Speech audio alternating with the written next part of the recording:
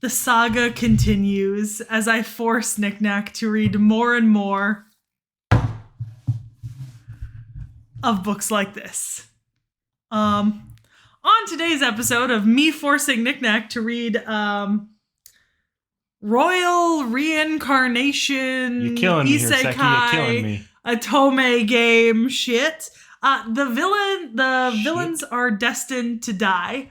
And I had you read volumes 1 and 2 because I just happened to have both. The third volume's coming out in a month or two, but I figured if we had time, we could do both. If you'd only managed one, that would have been fine. And we would have just covered volume 1. But I had volume 2, so we covered volume 2 as well. I believe this is also legally releasing in English on Tapas, both the light novel and the I'm glad webcomic. you said on Tapas, because for a second there I was like, I'm glad these are legally releasing in English. Like, no shit, you have the book in hand. Well, no, but like the online format, I believe it's on Tapas. And there is both a light novel and the webcomic version. These are the webcomics. These are that sort of thing. And there, like I said, T.H.E Press is putting them out in English, in book version. So, up till now, you've read Hamefura from this genre. Being fair, I was the first one to find Hamefura between the two of us. So. Yeah, so you've read Hamefura, and then I had you read a little bit of Accomplishments of a Duke's Daughter, the first manga volume, but we'll get back to it and read a little bit more. So, I really like this series. This is one of my kind of favorites out of this sort of genre. I'm really into this genre. We've talked about this before. I do really like my vaguely 17th, 18th century European. I can tell. Otome isekai novel reincarnation with a reverse harem. Yeah. I know that you're not the target audience for reverse harem, but still. So how did you feel about that? By the way, this is by, the art's by Sewell, original story by Guan Gyoyul. So how did you feel about this? Because this has a much different vibe from the other two in this similar. So it should be no secret at this point on the channel that I've kind of soured on the genre. Hamefura gets progressively harder to watch or reread every time I read that story. And Accomplishments of the Duke's Daughter was interesting, but we didn't get actually into the story at all. Which I will fix. And I have groaned incessantly every time Vorn and Seki record a monthly reads, and I hear villainess, isekai, otome game. Technically, this doesn't say villainess or isekai. It's villains. Semantics. But that said, this was fucking fantastic. I'm so glad you like this one. I actually thought you might like this one. So for anyone who hasn't read or seen this, a little bit of a spoiler here, but the big premise about this, right, is that, so it is an otome game that the character is reincarnating into. She's reincarnating as the villain, obviously, but she's reincarnating as the villain in the hard mode, which she's never managed to beat before. And that means that she starts several months, I think, to a half a year before the main story of the otome with outright negative relationship bars with pretty much all the main male cast. And she knows that she's got all the ways to die in the section she's done so far. And so her whole kind of attitude from the outright start is how do I just survive until the official start of the what should be the regular story, and then marry out or something, basically. Basically, she's trying to speedrun this game. Yeah, or at least speedrun the pre-part of the game for the hard mode. Yeah. But she has a very different outlook than either of the other two that you've read so far. Well, of the ones we've read, this is the one that, when Katarina gets isekai'd into... As a child. A child, she doesn't isekai into the game, she isekais into the game's world. Yeah. When Accomplishments of the Duke's Daughter isekais in... It's right at the decision where she's already been termed the villainess, but it turns out that, Yeah, she isekais into the world and immediately diverges from the plot. Yeah.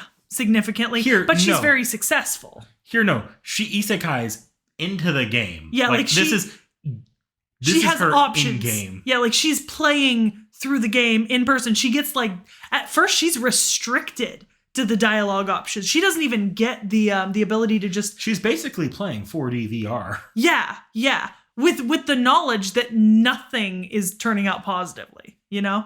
Like, she's not going anywhere fast in terms of like... If I can poo-poo first for a moment, though, the part where she just turns off dialogue options and then says that was something from the actual game, that was kind of bullshit.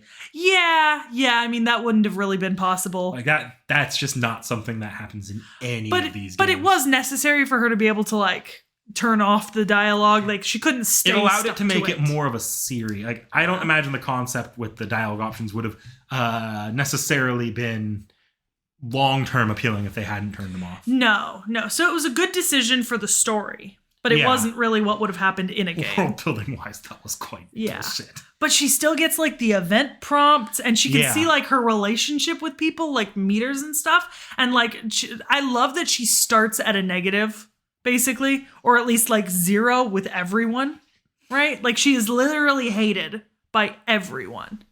I love that there's points where it's like, no, she can't just, like there's parts where she just can't even walk to places. She has to kind of teleport around at prompts to progress the story. Yeah, like she's being forced until she gets a little bit more autonomy by like completing sort of like events. She's like just forced to play along with the game, you know? Oh, it's hilarious because like I'm reading this like this could very well be literally happening, or she could have just gotten that sleep deprived, that like deprived of all necessities to the point where she's just lost her mind and is just on the phone playing this game. Yeah, no shit. And so I think by the end of the second book, we've met 3 of the 5 harem members, essentially, like, or what would be for the game. So we've got her brothers, which like I mean I know that like they're actually not really her related. brothers, but still they're her brothers. And then we've met the mysterious magician man, but we actually haven't met the other 2 yet. No, we met the. Oh, did we meet the prince? We've met both princes at this point and the slave. Only tangentially. The slave's actually had a decent arc already in here. Oh yeah, you're right. Yeah, we've gotten a little farther in this time than Seki thought we did. Yeah, a little further in. So you have met the slave, and she got held up by sword point by one of the princes. At the other prince's was it? So one of the princes is not, I think, part of the harem. The younger one. One that like held her up, like the bad boy that held her up. He's and, like cut her neck. He's the one. He's not so much a bad boy as he is a homicidal fucking lunatic. Yeah, like genuinely, just a homicidal fucking lunatic. Joffrey Baratheon much? Yes, actually, very similar. So how do you like the like sort of negativity of the story, like especially on her end? I love some of the more cynical aspects of this. Like when she starts like pricking her own hand with the maid. God, that maid might be like my favorite arc of this story so far. Because like she's not playing that maid like that's something that she needed to activate character development out of. She's trying to like actively manipulate events, and then the maid turns out to be a lot more human than she thought she was. And she's like, "What the fuck?" Ugh. What's keeping this series going for me is the fact that the gaming aspect's so weird. Because throughout the entire story, I'm asking why.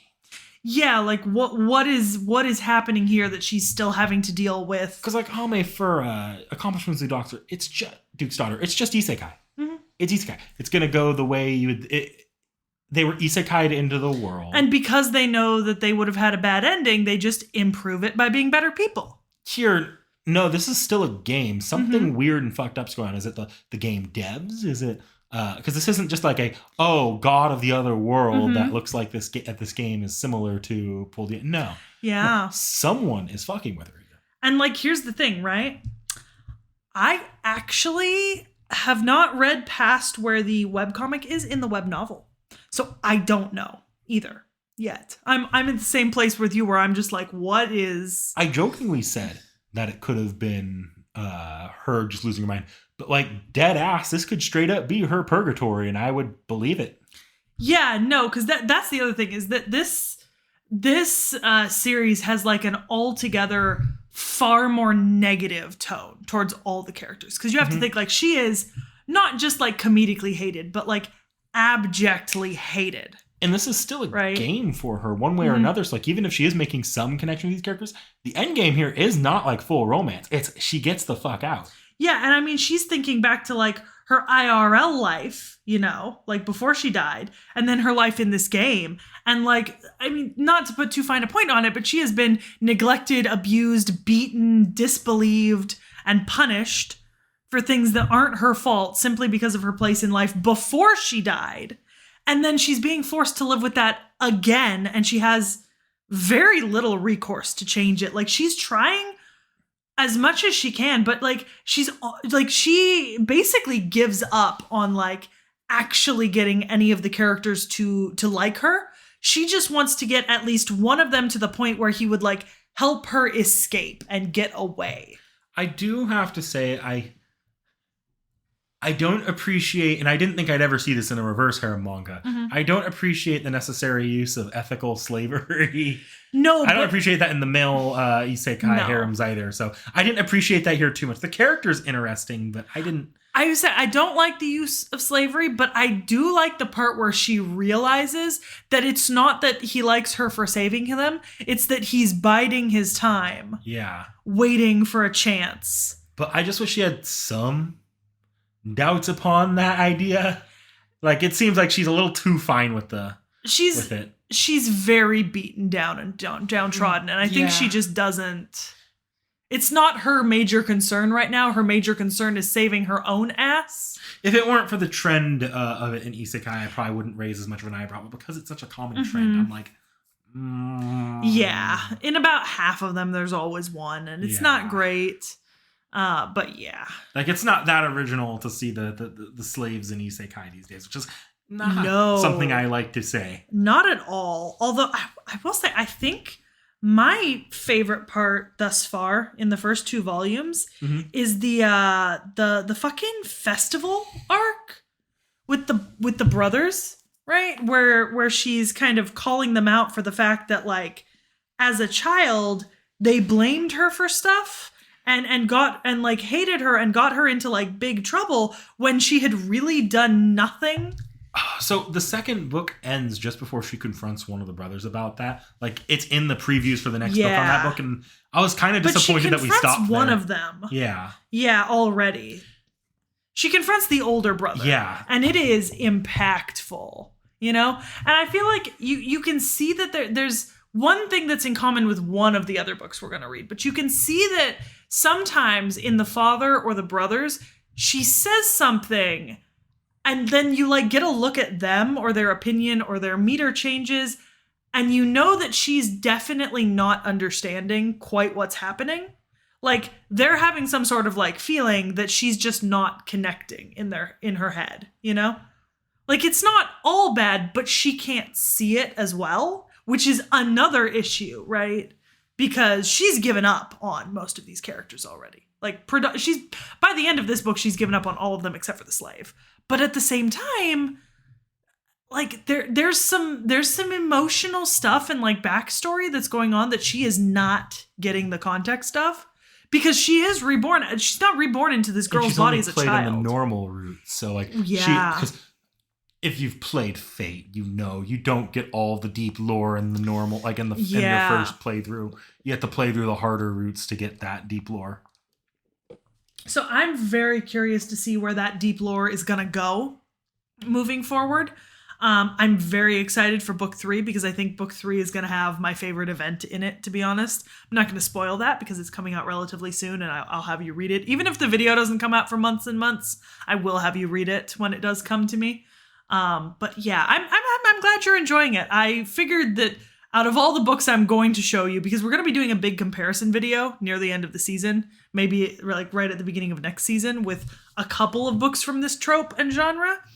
This is the one I thought I'd have the best luck with. I think you want me to actually read the novel for Accomplishments of the Duke's Daughter first. Right? Yeah. There's also 2 other series. There's 2 more? One of them is not an isekai nor an otome. That's better. Nor a reincarnation, actually. Much better? It's just a just a fantasy. Imagine that. One of them is just a fantasy, but it very much fits the vibe.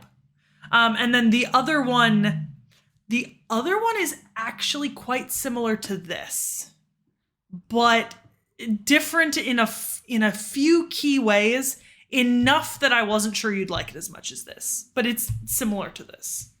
So I'll try to get you like a nice splattering of kind of from all over like popular books though. So we're not like reading the weird niche shit that has like 8 chapters out and only updates once a year. We're reading like the popular ones. Stuff is coming out in English. But yeah. Actually, I just want to ask you this for fun. Do you have a favorite one of the harem so far?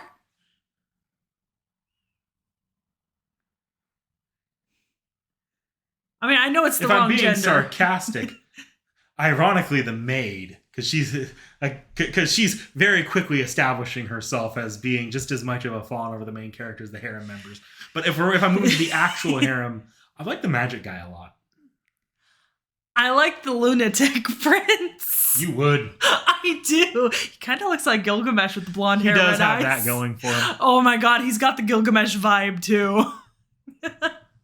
Anyways, with that being said, we'll see you back here next time. I highly recommend you Holy guys... shit, Joffrey Baratheon is just Gilgamesh. Yeah. I'll see you back here next time. I highly recommend you go check this series out on Tapas. Like, comment, subscribe.